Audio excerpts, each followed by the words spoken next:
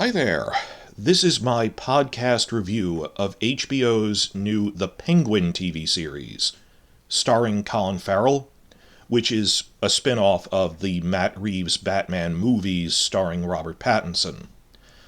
Tell you up front, this is completely worth the hype. If you haven't been watching it already, drop what you're doing and get on to this. It's that good that I've seen other channels like In Deep Geek and Preston Jacobs' Red Team Review saying this is easily one of the top 3 shows of the year. Not just genre shows, but shows in general, and yes, it is very well done. I mean, it's not as experimental as something like, Rings of Power, or even Shogun is this medieval period drama. It's a crime drama that happens to be set in the Batman universe, but it's very realistic. So it's, not reinventing the wheel, but it's done really, really well. And because it's a well-known mainstream format, this will have widespread appeal to a general audience. And the performances are really that good. The world building is that good that they put a lot of thought into how Gotham functions and everything. So, yes, this is amazing. Now, obviously, I run a Westeros franchise channel. I've explained before, in the long wait between seasons, I figured I might as well dash off podcast reviews of stuff I was watching anyway. The taste clusters, that if you like House of the Dragon, you like other stuff. So I already reviewed Marvel's Agatha All Along, and now I'm doing this, which is much more tonally. It's a drama, that was a light comedy, and it's another HBO show. So, in terms of audiences, what we're looking for here, that I said before I wanted to look forward to this, but I am obviously not a dedicated DC Comics mainstream thing. This is a big enough show. There are obviously other better channels for this. I'm making this for my core subscribers.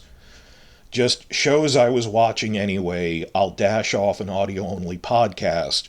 For if you're my hardcore subscribers, if you wanted to hear specifically my thoughts on the Penguin show, I'm making it for you guys. I'm not trying to break into DC Comics reporting. That there's plenty of channels for that. It's just for fun, for my core subscribers, that it really is that good. And in terms of stuff, I'm not going to review a lot of things. I said before, the things I wanted to review for fall were Agatha All Along and Penguin, which are head-to-head.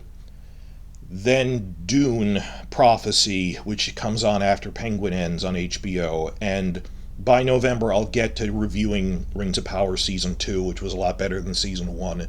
That's really all I'm going to cover.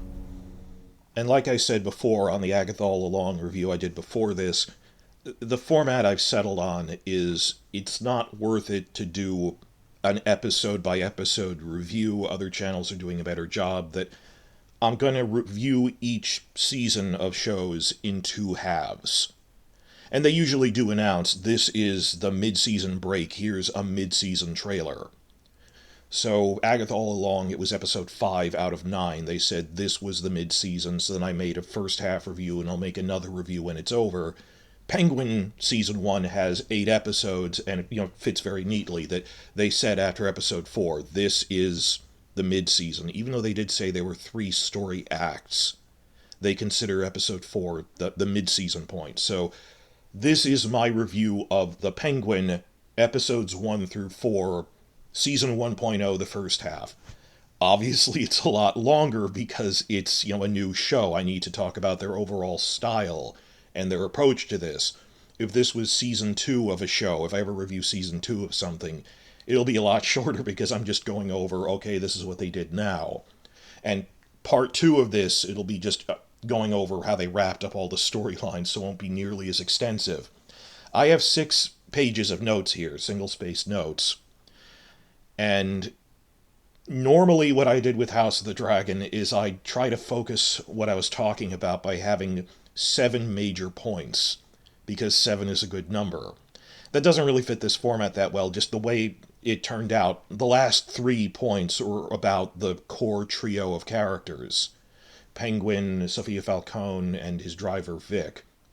So, the first 4 are on world-building things about the style of storytelling and the themes and stuff, more than specific plot points unless they tie into that.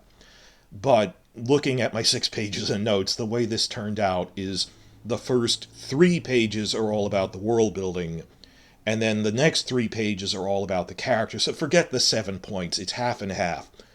First half of this, maybe first half hour, I'm guessing, is about just the world building, the visual style, cinematography. Second half is specific things with the characters, how they fit into those themes. With that being said, point one here, the overall visual style they have. Now, people were, joking, oh, it's an HBO, mob show, it's going to be Sopranos, a ripoff. No, I've watched all the behind-the-scenes videos. That's another thing. I don't like reviewing things without seeing the inside the episodes. Reviewing things cold. And, there's an argument that a show needs to be able to function for people who haven't seen the behind-the-scenes things. And I get that, late Game of Thrones, when they were relying on, oh no, we claimed we were doing this, and the inside of the episode, no one would get that. But the things I'm focusing on are more like stylistic things, like a podcast with the costumer, a behind-the-scenes video with the set designer, where it's subtle things of how the visual style worked out. That's something that would never be verbalized in an episode, so that's really interesting to me, how they planned out the city of Gotham and everything. So I watched all the inside the episodes, listened to all the podcasts on my commute to work in the past 2 weeks, and it's really good. HBO always puts a lot of effort into those. There's a lot more behind-the-scenes stuff than there was for Agatha all along, but it was enjoyable. I wouldn't have kept listening to all of them if it wasn't. And here's the graphics designer who planned out Gotham in terms of the city layout and things like that. And in the behind-the-scenes videos, they do acknowledge in the first, interview podcast. The podcaster, they don't have DVD commentaries anymore, but they put out an hour-long interview for free on YouTube, which is fine. They say right away, obviously we're all inspired by The Sopranos indirectly, because it was massively influential on the crime drama genre of what we're doing here, but we weren't specifically trying to imitate The Sopranos, either visually or stylistically. I mean, there's a thing here, a thing there, maybe a little homage. I mean, the fact that Tony Soprano's his relationship with his mother, you can kind of see reflections of that in Penguin and his mother, but on the other hand, that has been a crime trope for years. I mean, the actress who plays his mother said, "Oh no, I based it on this crime mother from a movie in the 70s."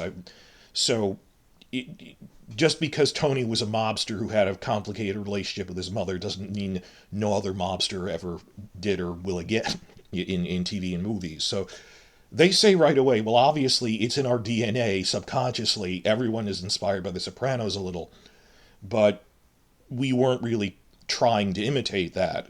So the fears that it would just be pandering Sopranos nostalgia, no, it didn't do that at all, thankfully. That the thing they repeatedly say is, well, they cite a couple of movies, but the biggest one that they cite the most and most prominently is Matt Reeves. Matt Reeves made the movies, but he still collaborates on the TV show, so he's in the behind-the-scenes videos.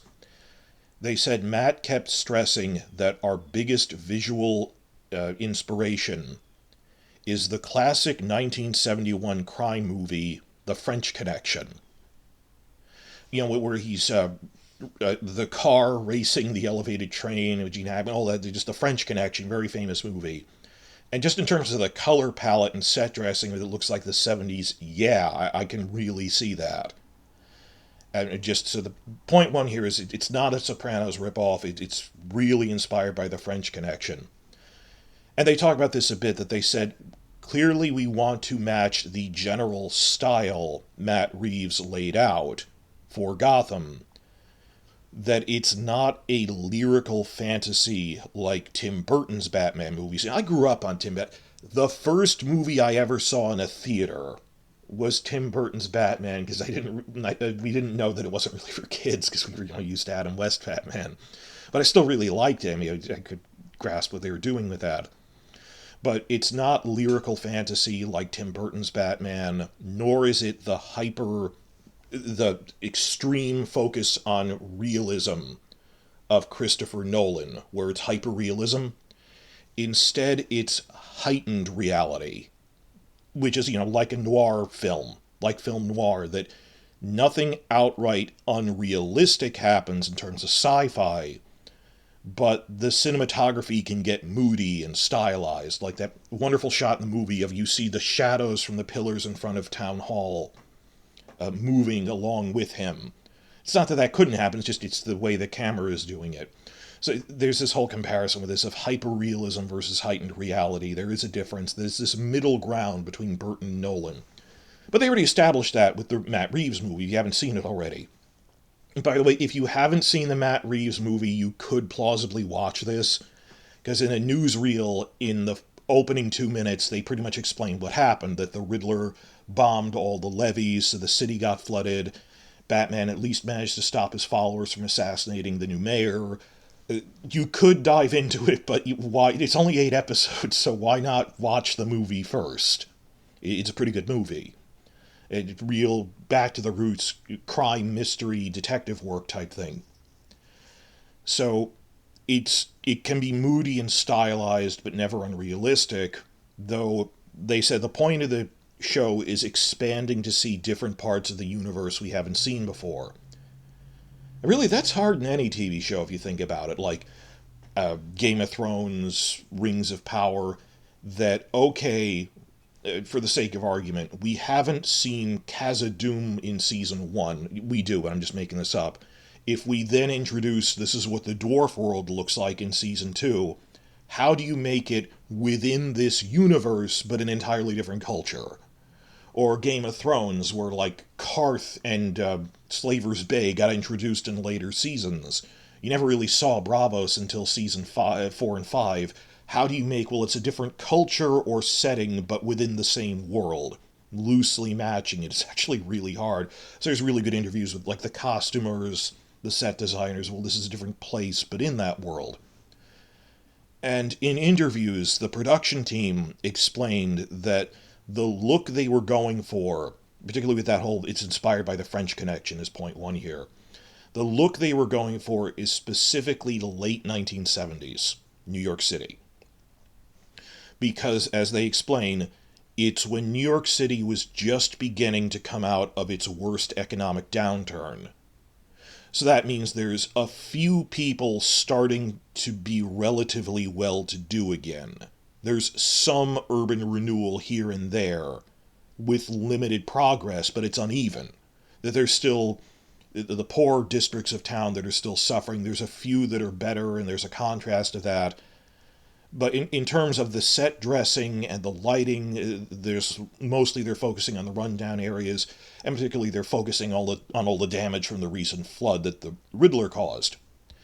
So I get what they're doing with that. Now, I live in the New York City area. Not that I was alive in the 1970s, but I do pay more attention to, oh, these are historically, oh, wow, this is what things really looked like back then. It was really run down. There were problems in the 70s and in the 80s too, and there's been spurts at renewal back and forth, and just in terms of like what the subways looked like, or there was a lot of trash in the streets, or architecturally, and just the zoning and everything. That I got that like some districts of Gotham are starting to do better again, and the contrast with the poor regions that haven't recovered yet. Or like Penguin is a mid-level mob enforcer. He has a nice car, he dresses in flashy suits, and you see other people like in the Diamond District or whatever who are, mobsters, but they're doing okay, and then you see these are the slum districts that aren't doing okay. Of course, in terms of, point 1 here is just general inspiration, French Connection, late 1970s New York. The story does draw inspiration from the classic comic storylines Batman Year One and Batman The Long Halloween. And of course the flooding thing is Batman No Man's Land. But it is definitely not an adaptation of those comic book storylines, nor is it trying to be. Like, if you thought this was going to be a really close adaptation of The Long Halloween, it isn't trying to do that. So I worry that some people will blame, that isn't what Sophia Falcone did in The Long Halloween. Well, it isn't The Long Halloween. It's, inspired by it, but they're doing their own thing. They're not beholden to be faithful. So I don't know if tell me in the comments, are people it generally works on its own level. Lots of Batman stuff has drawn inspiration from the. Yeah, this is generally how the rise of Batman and the concurrent rise of the supervillains happened, as the old mobsters faded away and got outcompeted. Like, even Christopher Nolan's movies follow that general pattern of that the mob couldn't deal with Batman, the conventional criminals, organized crime couldn't. This led to the rise of people like the Joker. It's a broad pattern, and this is their take on it, and it's a little more elements of Long Halloween because they're dealing with the Falcone family a lot more. So, but they borrow a lot of elements, but they move them around. It's its own thing. Like, Sophia Falcone is very different.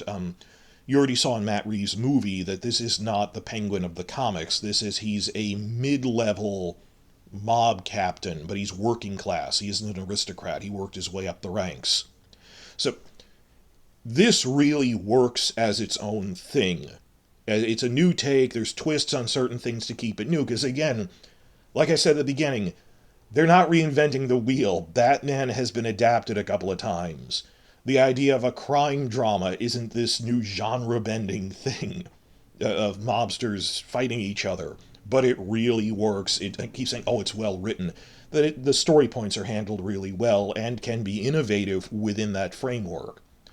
So it's like a French Connection-y twist on Batman, going for pretty realistic, though heightened realism. It looks like noir film.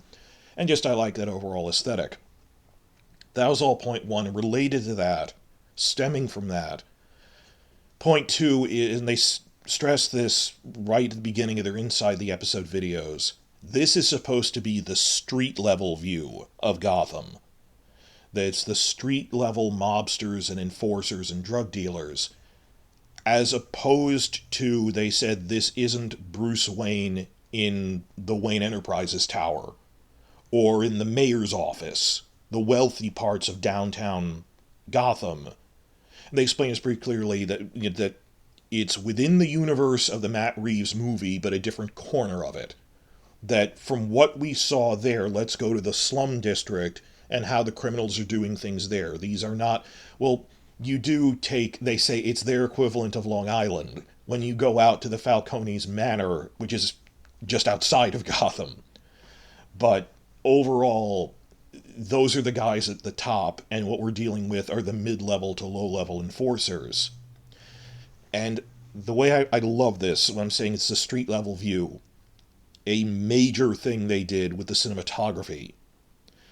And I didn't notice this, it's subconscious, but they said as much as possible we try to frame characters underneath bridges and archways to show that they are underneath, or they're literally in the subways and tunnels.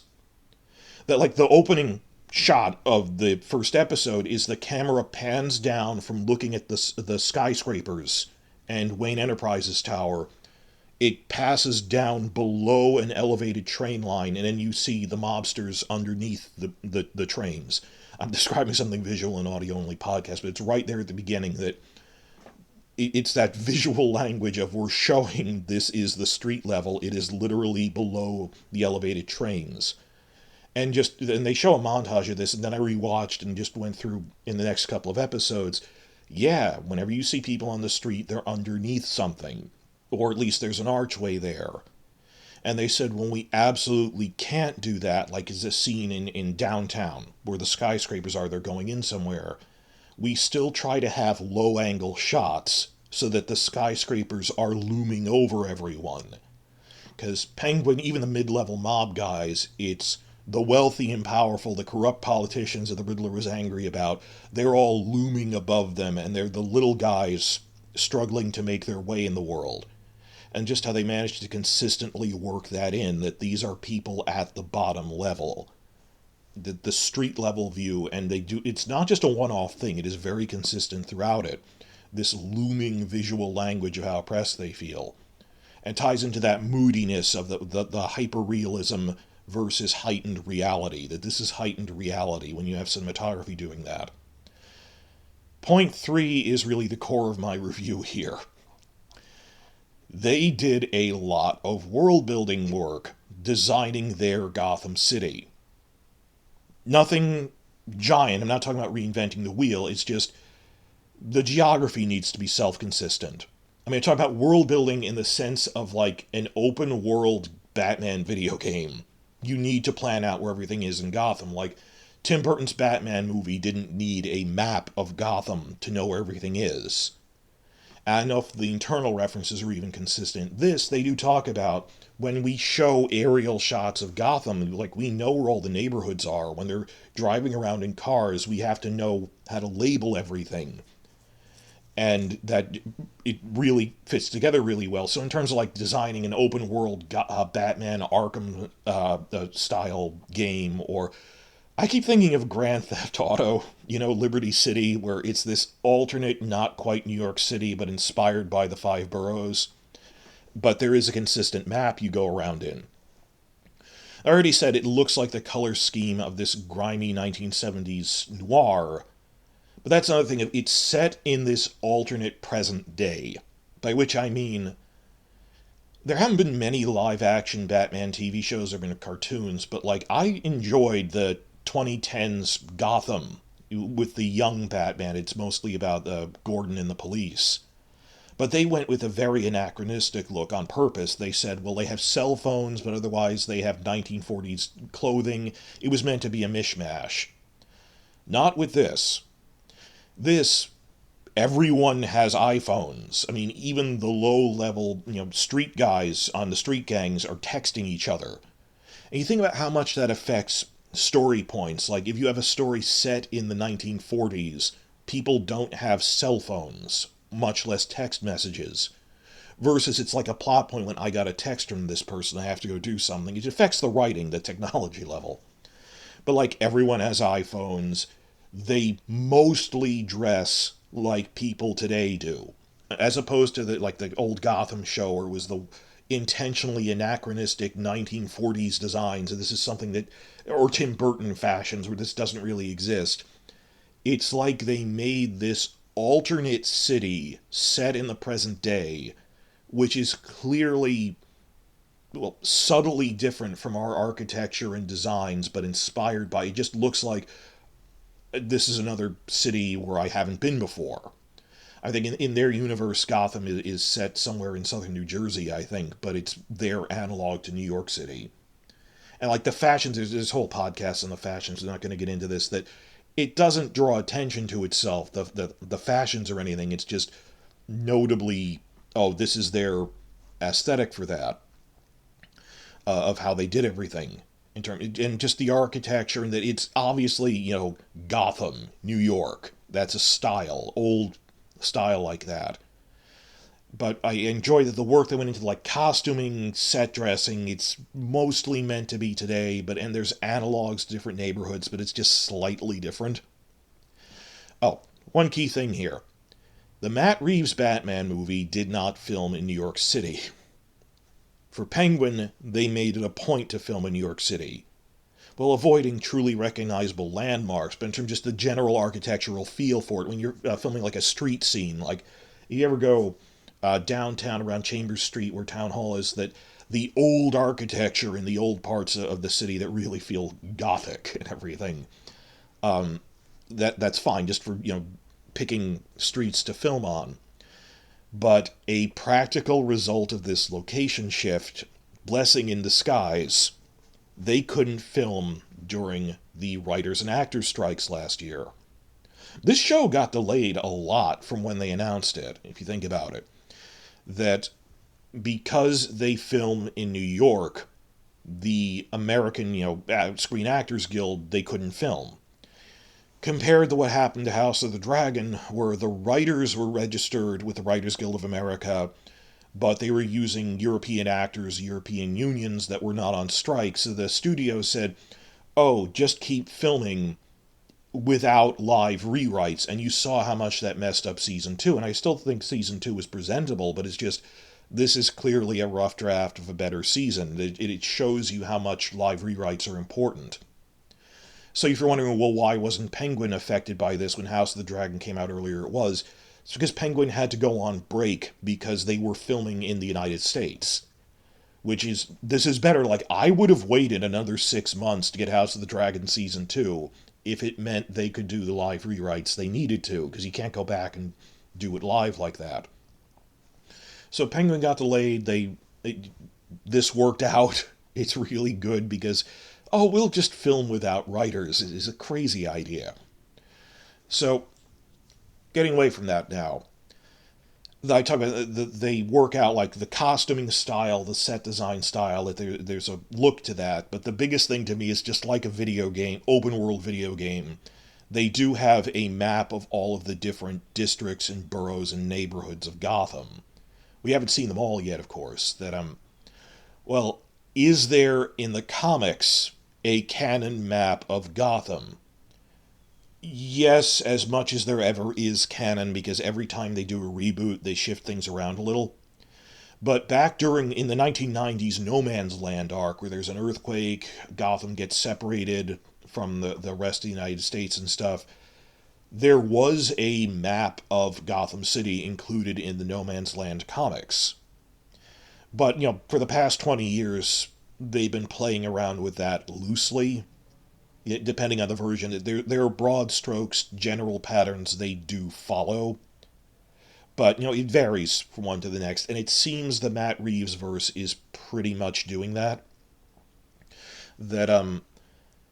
Like Manhattan, Gotham is at the mouth of a river. But it's instead of 5 boroughs, it's one really large island. But then there's 2 tiny rivers going east-west through it. So it's as if it was one even huger island that was then divided into 3 smaller islands. So downtown is the southernmost island. Then there's a middle island and a northernmost island. It's just like, it's as big as like the Harlem River. It's just there's bridges and trains over it. It's not like a huge river or anything. But Google this. I'm making a podcast here. But when we've seen behind the scenes stuff for the movie, Reeves movie, they did flash in the art book, here's a map of downtown Gotham, and it is 3 islands, and it is broadly the districts from the No Man's Land comics map. But they said they're free to change things as they need to. That one thing they say right at the beginning of the behind the scenes videos is they do say Christopher Nolan's Batman trilogy had the Narrows as the worst slum district. Instead of the Narrows, we have in our continuity, our version of the Narrows is called Crown Point. And much of the action is set in Crown Point. So you see that they play around with it a little, but broad similarities. And we haven't seen everywhere yet. Like, there is a Diamond District in the comics, and they mention Penguin lives in the Diamond District. That's where his loft is. Or episode 3, they go to Chinatown. They have a Chinatown with triad gangs and stuff. So they are loosely following the pattern of the comics. They mention Robbinsville. Robbinsville is like the town, the borough next to Crown Point, which is also one of the slum areas. So they are name-dropping places and locations from the comics, but they're not 100% beholden to them, nor do I expect them to be. Just, it's nice that they're so self-consistent. The world building makes it feel real. Another great point they did for their specific storylines is the research they put in to the flood damage, which is actually a major story point. A lot of design work into the path the damage would logically take when the levees were bombed by the Riddler. So they said we started by making a neighborhood by neighborhood map of Gotham, and then we flooded it. Planning out, these are the regions that would be worst affected, these are the regions that would be least affected. All right, and even planning out, like, the damage of this is the path the water would take, so why is there a train derailed here? There's a bridge taken out over there. And just, they don't even draw attention to it all the time. Just as they're driving along, a lot of this damage is still there. And the set designers in their videos said we did a lot of research on real-life flood damage, like from New Orleans post-Katrina. How it carries all the wrecked flotsam and it builds up in piles at the bends in some of the roads, that there's still roads where there's just wreckage there, that the eddies and ebbs and flows of where the water went. And they explained that like hurricanes, floods, city flooding is measured on a scale of 1 to 5 there's worst affected, least affected. Also, there's this really great flashback scene to the Riddler's dam bombing in the first scene of episode 3.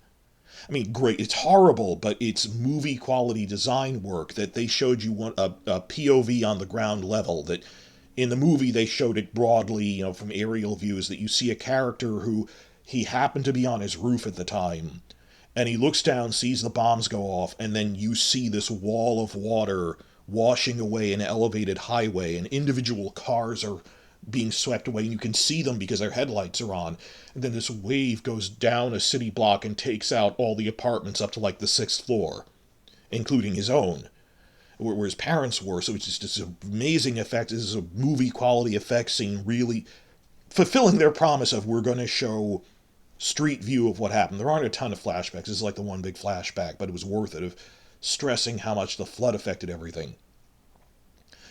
More on that in a minute in terms of the world building and which areas are least and worst affected. They say right at the beginning, the slum district Crown Point was the worst affected. It's like a no man's land there. But one other world building thing before I move on to the next section. I didn't know this at all. I didn't pick up on it. In one of the podcasts, they explained that they actually developed what a working class Gotham accent sounds like, and consistently use it within the setting. They call it, it's specifically an East Gotham accent. That's the working class neighborhood. So it's a working class East Gotham accent. Penguin says, I grew up in Crown Point when I was a kid, then I moved away from that. So it's a Crown Point accent, East Gotham accent. Well, actually, they say first Colin Farrell worked this out for the Reeves movie with his longtime dialogue coach. That, okay, this is a working class Penguin.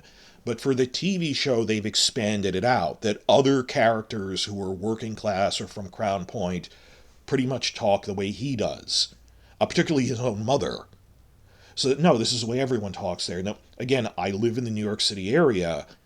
I thought Colin Farrell's Penguin just had some sort of stylized working class New Jersey accent. But they put all this research into it, and direct quote here, they said, a Gotham working class accent is a blend of working class Manhattan and New Jersey accents.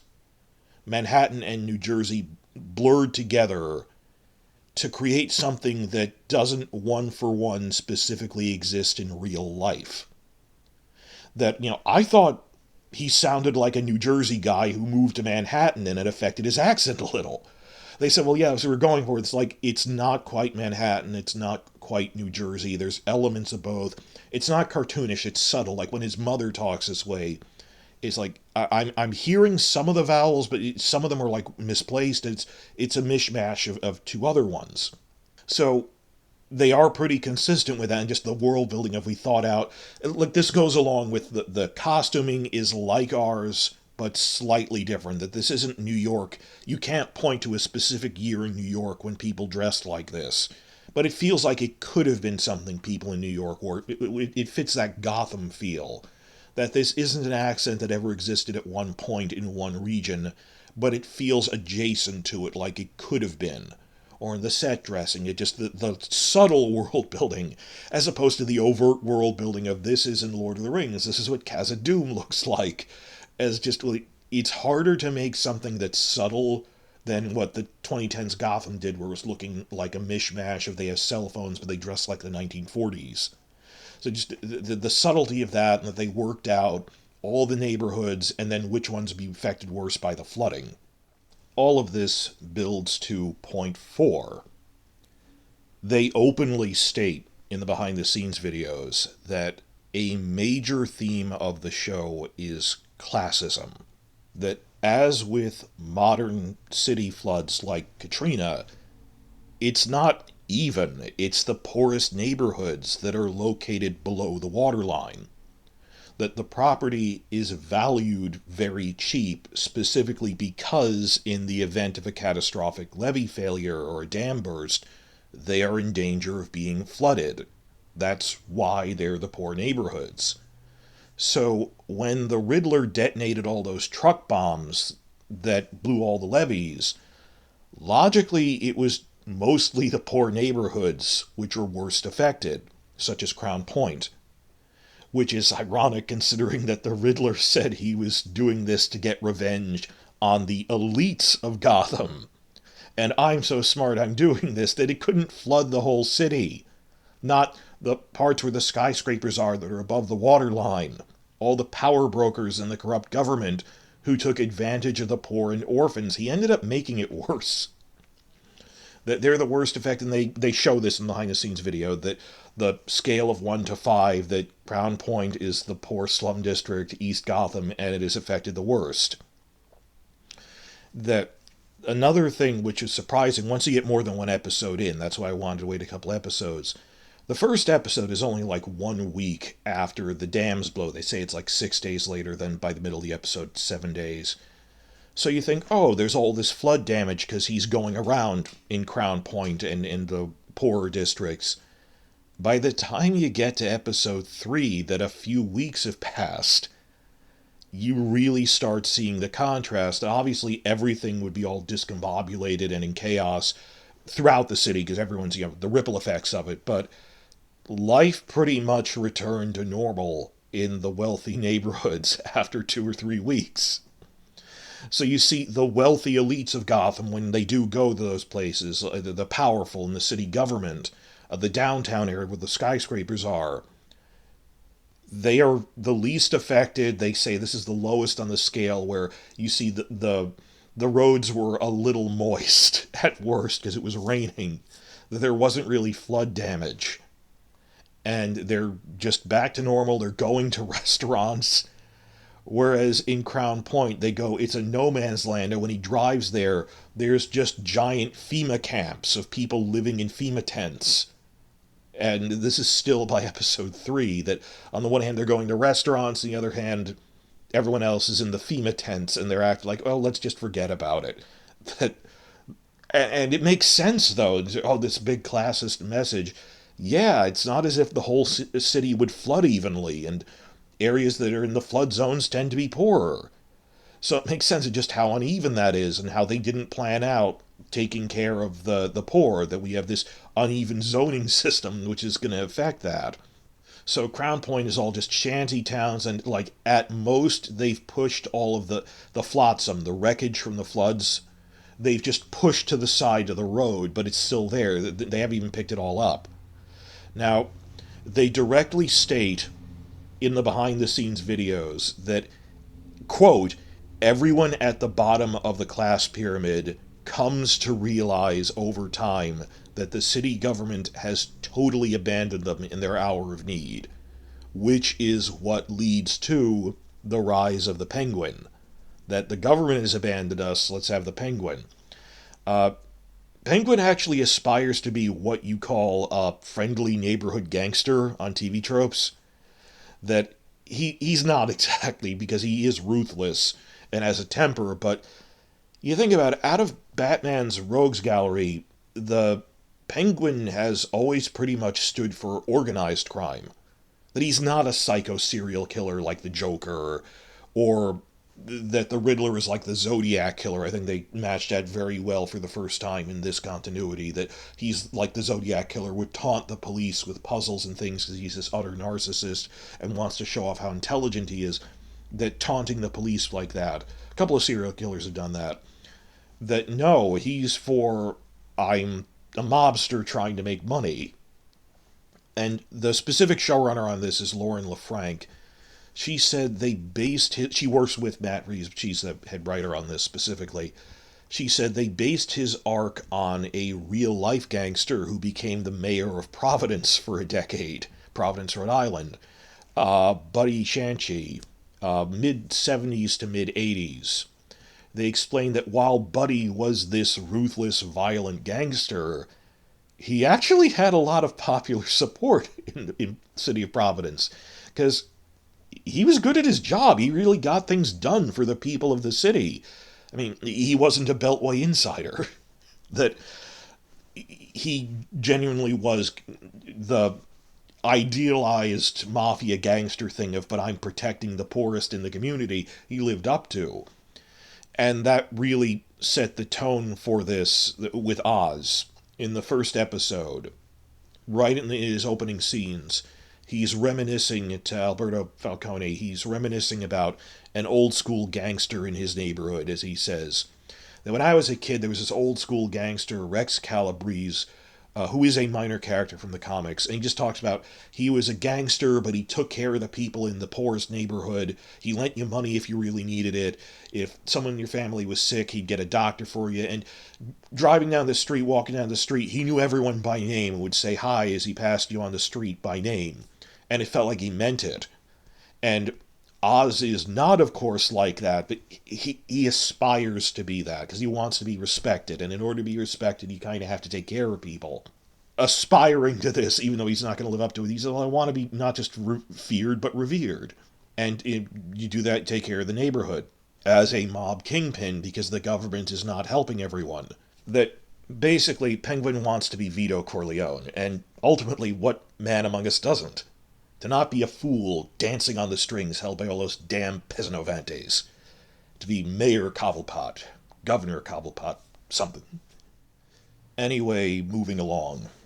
I've reached the halfway point in my notes here, and like I said, the first half was all about world building, and now extending from that, all the second half is about the core trio of characters. Three main characters who are all outsiders in their own way, excluded from the main hierarchy. It's about classism and the hierarchy and how these are all in their own way outsiders from that. And two are handicapped and one is a woman. So does this mean DC Comics adaptations have sold out and gone woke? Ha! But, you know, this was already established by the movie, but their version of the Penguin is a lower class guy who worked his way up from the streets, as opposed to how the Penguin in the comics is a top-level Gotham aristocrat, technically, making him a dark mirror to Bruce Wayne.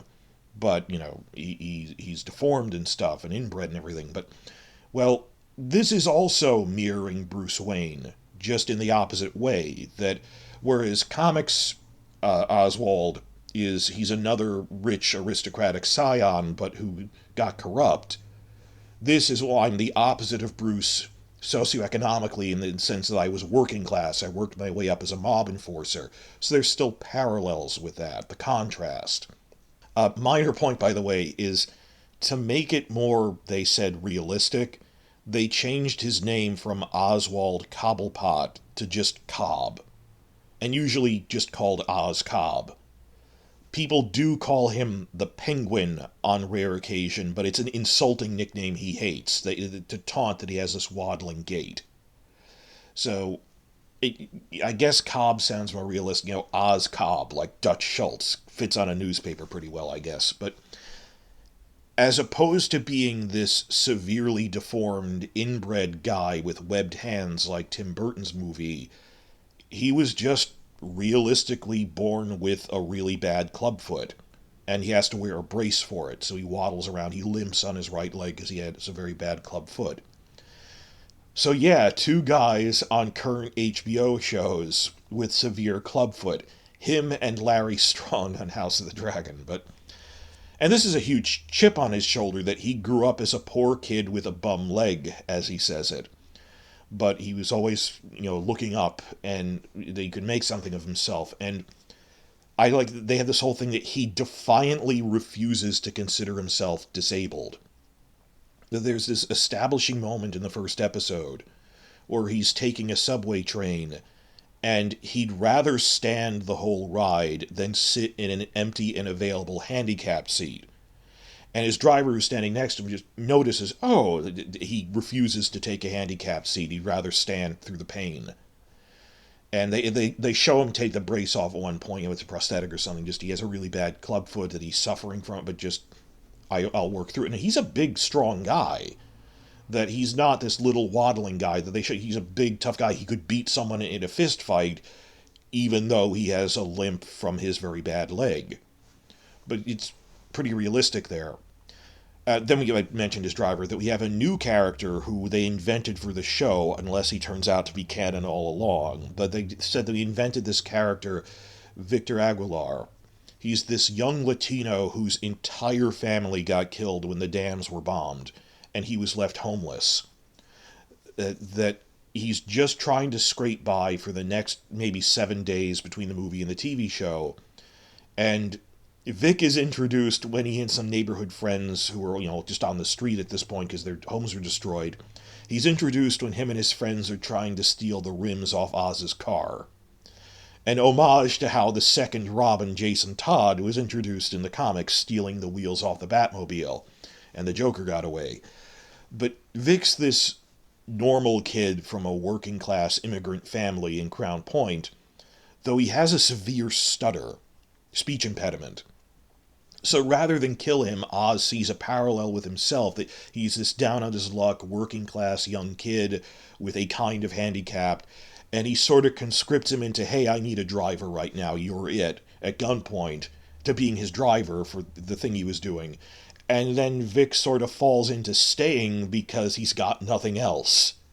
That why be, well, I was already doing criminal things, I was stealing cars to try to get by during this no man's land thing, I might as well be a entry-level mob driver. And I like the parallel they have with that, and the street level view, and it shows the stratification of everything. They point this out, they go, Penguin is supposed to be a mid-level mob guy, so like he's, new money that he's in, he's got a loft that's like not a penthouse, it's mid-level, he buys gaudy, fancy things, like I bought myself a big screen TV and stuff, but it's gaudy, and they had this whole discussion of, in the script it says, his loft apartment has very gaudy taste. And they said we had all this debate about, well, it's in the eye of the beholder, what is gaudy? As opposed to the really wealthy people, like the upper level Falcone family have, like really expensive imported stuff. He's got like what someone who just managed to get money would buy, sound systems, some nice looking, ostentatious things. But like when Victor and his girlfriend have to stay at his apartment while he's doing an errand at one point, they remark on, wow, he's got such nice expensive stuff, because they're at the very bottom. So just little things like that where they show the class divide and everything. That Penguin's up to the point where he's mid-level when the story begins. And that Vic is the really street-level guy, though. Like I mentioned before, that Vic's family is the one that gets killed in the flashback beginning of episode 3, that you see him with his normal family, his dad's a mechanic.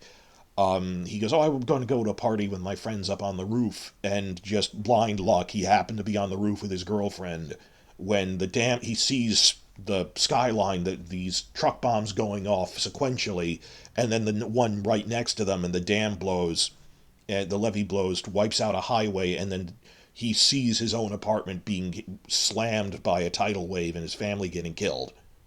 His parents and his sisters. So he's meant to be this everyman character, the ground level of how the Riddler bombings affected everything, and this entry-level guy working for the Penguin just starting out. And that parallel, he sympathizes, he's also got a kind of disability.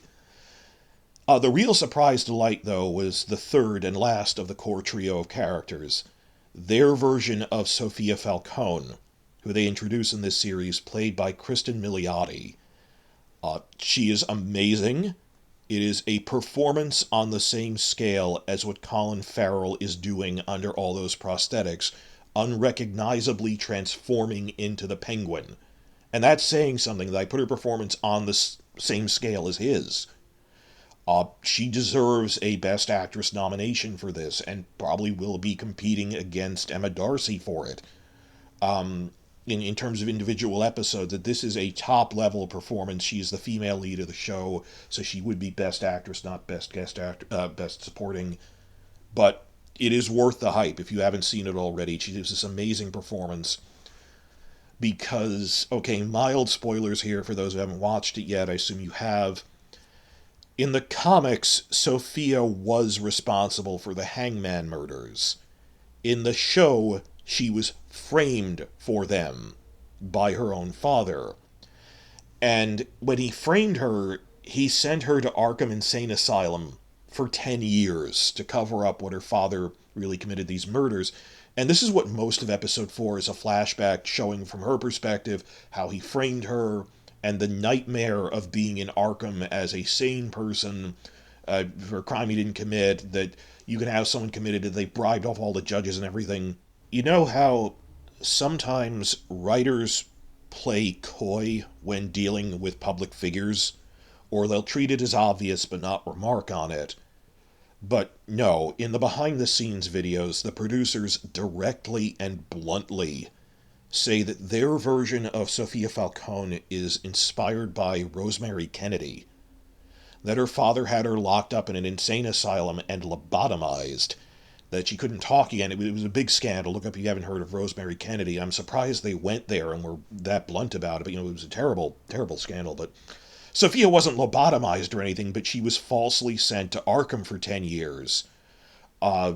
They gave her electroshock, quote-unquote, therapy, drugged for a while, and just when you're under that level of stress for 10 years, incarcerated against your will, surrounded by violent, crazy people, she's on edge after that. And the reason she got out is her brother knew she was framed, so in the days, it's been 1 week, in the days since their father died in the movie, the first thing her brother did was get her freed from Arkham because they control the judges and doctors there are under their payroll. So that makes sense of why did she just get out, because her father died. And it becomes clear that even in the restructuring after Carmine's death, the various uncles and cousins of the Falcone family's inner circle do not want to include her whatsoever. Specifically because she's a woman, that they could get away with sending her to Arkham without trial or anything. Even though up until his betrayal, her father did intend for her to succeed him, because he said he recognizes she's very smart and very capable. And she can tell when other people are lying, she's very perceptive. But then she stumbled on that he was the hangman murderer, so he framed her and had her sent away. So even though she is very capable, all of them know that her father framed her. They were just too scared to stop him. But they just want to exclude her, and we're going to send you off to Italy or something, that they do not want to make her part of the family, even though she was part of the core of the family, not some... I mean, these are uncles and cousins and stuff. So you see how, with these three characters, even among the criminals, there's a hierarchy between the haves and the have-nots. That there's the street-level criminals, and then the powerful crime families. You're disabled or not, or she's a woman, she was excluded. I mean, even, like the main character is Oz Cobb, the Penguin, is a white man, but I don't know if it's because he's disabled. It's more because he was working class, the classism of it. That when the TV series begins, they establish that Penguin is good at his job. So he worked his way up to being a prominent captain of the Falcone family, that he runs a lot of their drug business. We see their drug factory. He oversees the Iceberg Lounge. He's good at making the money. But then they show that despite all of that, he was never truly accepted into their inner circle as a made man. And they do state this in like episode 3, you were never a made man, despite all you did. This varies from one real-life mafia group to the next. But a made man is a card-carrying member who other mafia clans and criminals are forbidden to kill. That if this guy gets killed, we will avenge it. When you're a card-carrying made man. Barring even something really extreme. I know this came up in Tulsa King or something. Like, if he murdered your son or raped your wife or something, you still need to ask the family Don's permission to get private vengeance on this man. And that's a rare exception, that when you're a made man, your death would have to be avenged. You're considered untouchable by other gangs. And it varies from one to the next. Sometimes you're only a made man if you've killed someone. Other times, well, that's bad for business. Usually just a made man as you've proven yourself. Point is, the requirements vary from one mafia group to the next and over time. In general, you can't become a made man if you're not Italian. You can be an affiliate and work for that mafia family, but you'll never truly rise to be part of the inner circle. And this varies. I mean, if you're only half Italian like I am, but you're really good at your job, some mafia families have been known to overlook that. They'll go, well, he's half Italian, but he's really good at his job, we'll overlook it. Others are very strict, they won't. It varies. But, of course, this is going back to the mid-20th century. I mean, things get more relaxed with each passing generation. It varies that, well, Penguin is functionally a capo. He's a captain, but he'll never officially be a capo. Because it gets be a made man. He's just this poor kid from the East Side who was an Italian. That Carmine Falcone got killed in the movie, and there's a resulting power vacuum and scramble for control in the first 2 or 3 episodes of what's left of their criminal empire. In the process, Oz realizes by the end of the first episode that he'll never rise further working for them. That he has to seize this opportunity for himself. Because by this point, the Falcones themselves aren't really immigrants anymore. They state their mafia family has been going on for a couple of generations in Gotham itself. They were all born here, even like, I'm pretty sure Carmine was born in Gotham. They say that their leadership was all born into wealth and power, of a sort, in the mob. None of them were just like Vito Corleone in Godfather Part 2, the flashbacks where he's really just an immigrant in the 20s. They never were like that. They didn't build their own empire, they inherited it. So to them, Oz is just this gruff, scarred soldier with a bad leg who is at best useful as a tool, they don't deny that, but who will never be fully accepted into their inner circle of power. Now, one of the trends from the Long Halloween Batman comic that they're loosely following the pattern of, well, a lot of Batman adaptations have the past 30 years or so, this general pattern that when Batman first appeared, the organized crime in Gotham were all old-school gangster types. The Italian mafia, like the Falcones and Maronis, a sprinkling of Chinese triads or Colombian cartels, etc., that kind of thing, traditional gangsters. But then, in reaction to Batman, this larger-than-life costumed figure, persona, in desperation, the old-school gangsters turned to a new generation of costumed freaks. They call them the Rise of the Freaks. They turned to the freaks like Scarecrow, Joker, Riddler, and so forth, hoping they could fight him off. And the freaks indeed proved a bigger threat to Batman than traditional gangsters. They were more capable, but then groups like the Riddler, Scarecrow, turned around and said, why do we need all these old-time gangsters anymore if we're the ones who are better at staying one step ahead of Batman and the police? So, I mean, you see this in the Christopher Nolan verse broadly, that they're on the ropes, Batman has hammered them, so they turn to the Joker. But then the Joker realizes, he doesn't need them. So it's this generational shift from the old school gangsters are getting pushed out, and neighborhood by neighborhood, it's the rise of these persona costumed freaks in Gotham, this new generation. And obviously with the crime gangs who aren't crazy terrorists like the Riddler or the Joker, it's a bit more subtle, but it's still this generational shift that's happening.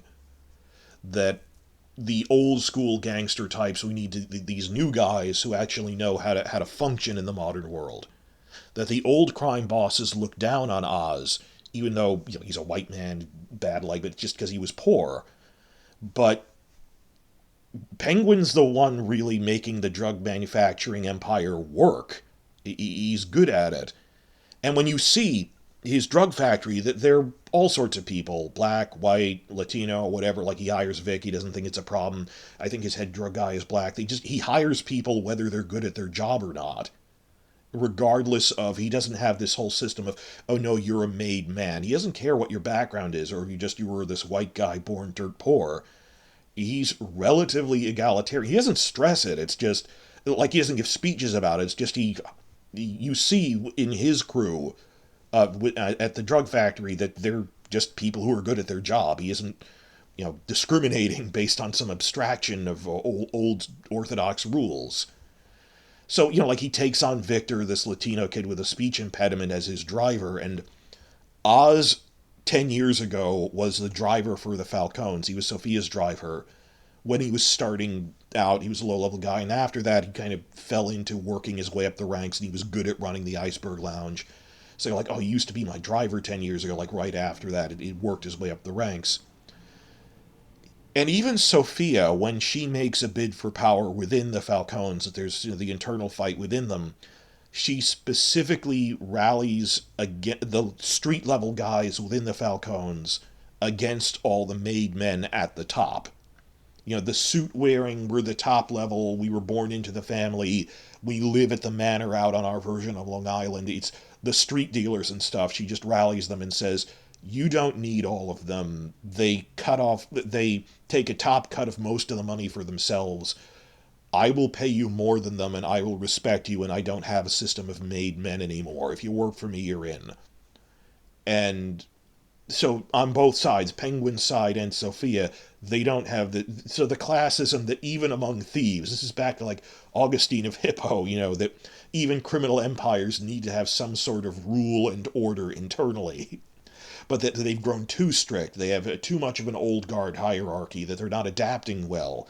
And like you see, the old school guys who come to power in the immediate wake of Carmine's death, like they say, Uncle Luca isn't really good at this. They're just letting him do it because he's his brother, not because of merit. He's not really smart at this. So you see that this power shift happening both with Penguin and Sophia of it's just a system of based, are you good at this?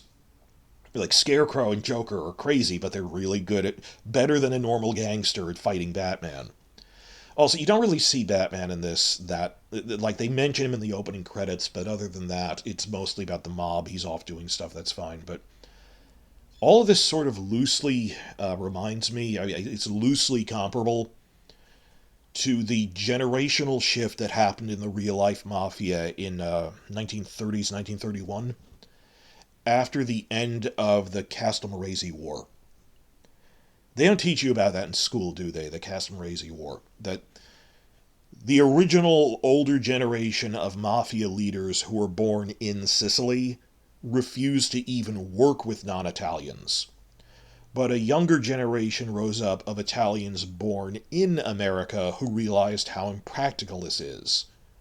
They still felt you had to be Italian to be a made man, but affiliates, soldiers, they'd let people of other races work for them, just not as a made man guaranteed immunity, but they'd, trade resources with the Jewish mob or the Irish mob or whatever. Why wouldn't we do business with them? Not even working for us, just business deals. That's what America is, where we're focused on earning money. So they'd ally with the other non-Italian gangs if they needed to. All that mattered to them was if you could pull your own weight. Well, the Castelmarese War was actually a fight within internal factions of the old guard, Sicilian ones. But when the dust settled at the last minute, the Italian-American second generation overthrew the last one. Lucky Luciano and Vito Genovese. That we don't need a boss of bosses. That they established the five family system with a commission. That we'll delegate it, we'll have defined regions, it's mostly about business, we're willing to work with other people who aren't Italians as long as it gets the work done. Obviously the leadership will be Italian. So it was I like when they mirror real life things. That was a shift that the real mafia went through going into the 30s.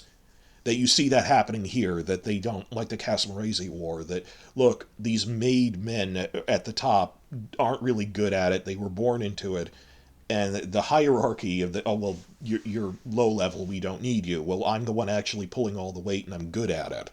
So you see that with Penguin, you see that with Sophia. We'll see what happens with Vic eventually. Well, this has been my review at the halfway point of Penguin Season 1. It is so successful, they're already talking about maybe we should have a Season 2. Colin Farrell, hesitant because it's so much work being in the prosthetic suit, but he's doing such an amazing job. He will easily get an Emmy nomination for this. But if not the Penguin, Matt Reeves has openly said we will at least make another season, like the Marvel Cinematic Universe. We'll shift other characters on HBO as a tie-in to the Matt Reeves Batman universe. So very successful. They're going to do something, probably. We'll see what comes up. And like I said at the beginning, like this is the halfway point, but they said there's sort of a 3-act structure to the season. We'll figure that out. I'll talk about that in the review of after the finale of what were those 3 arcs. But they have a plan, they have a structure. Looking forward to everything. My one complaint, and it's not really a complaint because I respect that this was a conscious choice. They don't really refer to Batman or other supervillains from the movie like Riddler and Joker or Catwoman. They don't really refer to them in the TV show. I mean, there is a brief news montage at the beginning saying Riddler bombed everyone but tried to assassinate the mayor and Batman stopped him. Just to catch you up, and then it doesn't really happen again. Well, they refer to the Riddler as much as they go, oh, look at what that madman did when they're looking over, they're driving in a car over a highway and they're looking down at seeing the devastation. Penguin goes, look what that madman did. And he's just horrified that the senselessness of it. And they rarely, I don't think they even mention the Riddler by name, but there's a lot of Easter eggs in this in terms of street graffiti, of people holding signs at protests.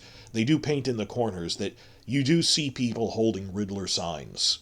His like anarchy thing at public events. Or the one thing is in the first episode you see that the Riddler had acolytes who were part of his anarchist who were going to tear everything down, and they do show one of them in a Riddler costume, one of the Riddler acolytes, handing out flyers on the train in the first episode. And then in a later episode, you see protest Riddler signs things. So it's in the background, but it's not really in dialogue. But other than that, that's just, obviously the Riddler is in Arkham. The big thing is they're not really mentioning Batman yet. And it doesn't really come up. It's mostly this internal struggle within the Falcone family. It wouldn't need Batman. Like, you wouldn't expect him. It's not like you feel his absence. It's an internal story. But long term, at least by the end of the show, I hope they start alluding to Batman at least once or twice. I'm not expecting Mr. Freeze or Ra's al Ghul to show up, magic sci-fi things. I'm not. And I'm not expecting Batman to actually show up on camera.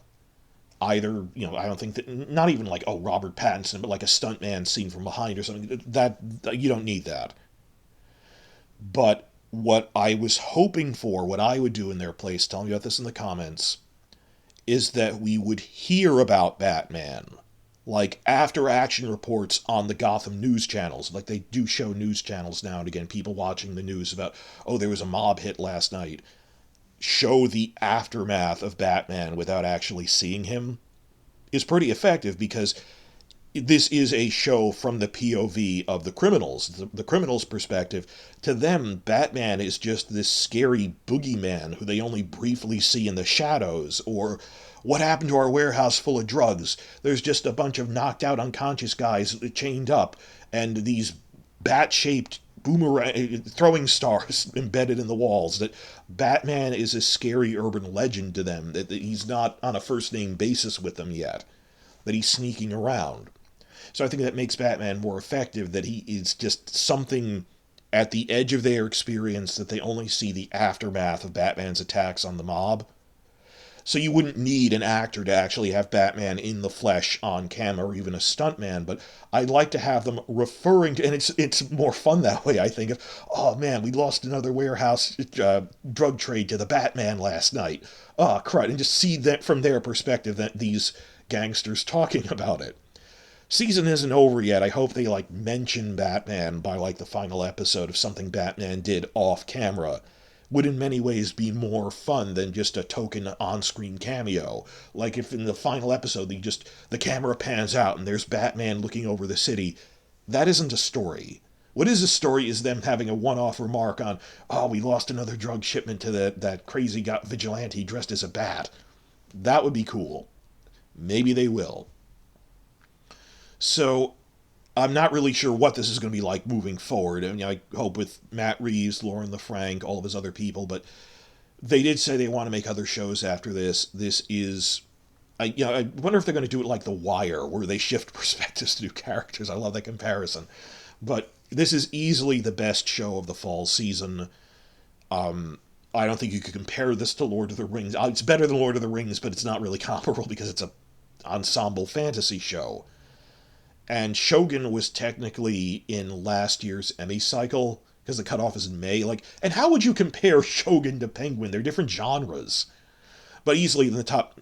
If you put Shogun and Penguin of the calendar year 2024, easily one of the top three shows, and with much wider appeal because crime drama is so easy to jump into. And you don't need to be something steeped in lore like Dune Prophecy, even if it's good by the standards of Dune fans. Could never be as easy to get. Like the Dune movies weren't as easy to get into as the Penguin show, even though they did manage to make it pretty accessible. Just, dude, it's a show about the Penguin and Gotham crime families in the aftermath of the last Batman movie. So, all around great. Wonderful designs, themes, cinematography, direction, the performances. It's not just the Colin Farrell show. Everyone is doing well. Kristen Milotti, when they are on screen together, the back and forth, the subtlety of it. If you are not watching Penguin yet, you need to watch this. That if you're waiting for other people to give you the go-ahead, is it good? It is great. I look forward to reviewing the second half of it.